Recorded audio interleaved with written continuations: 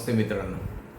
पूर्वी आपण एकदा एज्युकेशनल पॅरालिसिस याबद्दल ऐकलं आहे आणि त्या विषयावर आपण एज्युकेशनल पॅरालिसिस म्हणजे काय तर खूप जास्त ज्ञान असणं ते तुम्हाला पॅरालिसिस आणतं, म्हणजे एका अंगावरचा झटका आणून देतं. त्यामुळे एक बाजू कशी लुळी पडते तसं एज्युकेशनमुळे तुमचा मेंदू अर्धाच काम करतो किंवा पॅरालाइज होतो जास्त एज्युकेशनमुळं.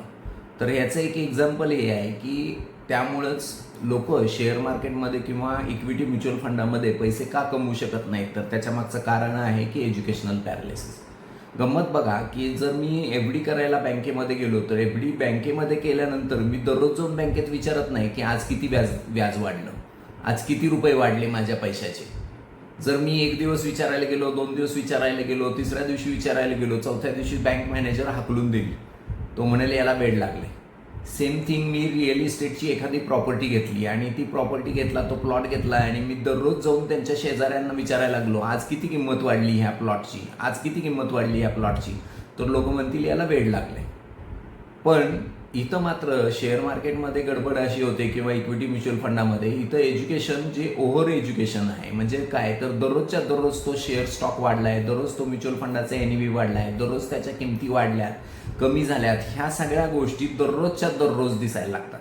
आणि हे ओव्हर इन्फॉर्मेशन बऱ्याच वेळा अशी गडबड होती की माणसाचा मेंदू यासाठी तयार झालाय की कुठली इन्फॉर्मेशन आली की त्याच्याबद्दल काहीतरी ॲक्शन घेतली पाहिजे, ह्याची मानसिक तयारी. म्हणजे आपण जे अश्मयुगामध्ये राहत होतो त्या काळात जर मला आवाज आला आहे कोणत्या तरी प्राण्याचा तर मला काही ना काही ॲक्शन घ्यायची आहे की बाबा मला सेफ ठिकाणी जायचं आहे, किंवा मला पाण्याचा आवाज आला आहे, पाणी इथंच जवळपास आहे, मला पाण्याकडे जायचं आहे.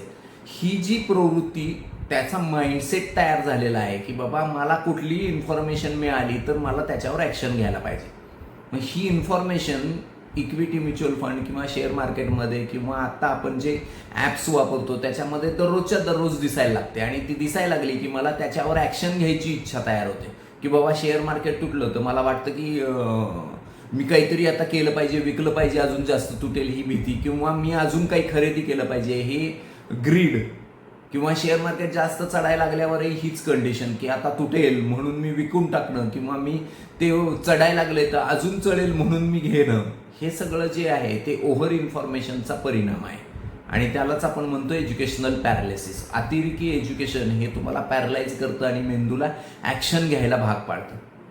आणि त्यामुळंच माणूस शेअर मार्केटमध्ये जास्त पैसा कमवू शकत नाही. त्याला कारण हे एज्युकेशनल पॅरालिसिस.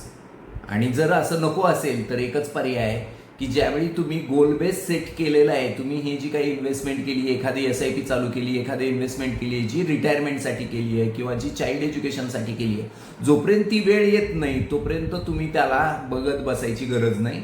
वर्षातनं एकदा पोर्टफोलिओ रिव्ह्यूसाठी तुम्ही तुमच्या जो फायनान्शियल गायडर आहे त्याच्याकडे जावा आणि त्याच्याशी ती डिस्कस करा, त्याला काही चेंज करायचं आहे वगैरे ह्याबद्दल डिस्कस करा. पण त्याच्या व्यतिरिक्त तुम्ही त्याच्या मागं लागू नका आणि दररोज तुम्ही ॲप्लिकेशन उघडून आज किती चेंज झाला, प्लस किती झाला, मायनस किती झाला हे बघत बसू नका. कारण ते बघितल्यामुळं ओव्हर एज्युकेशन मिळेल आणि एज्युकेशनल पॅरालिसिस तुम्हाला याला कदाचित चुकीचा डिसिजन घ्यायला भाग पाडेल.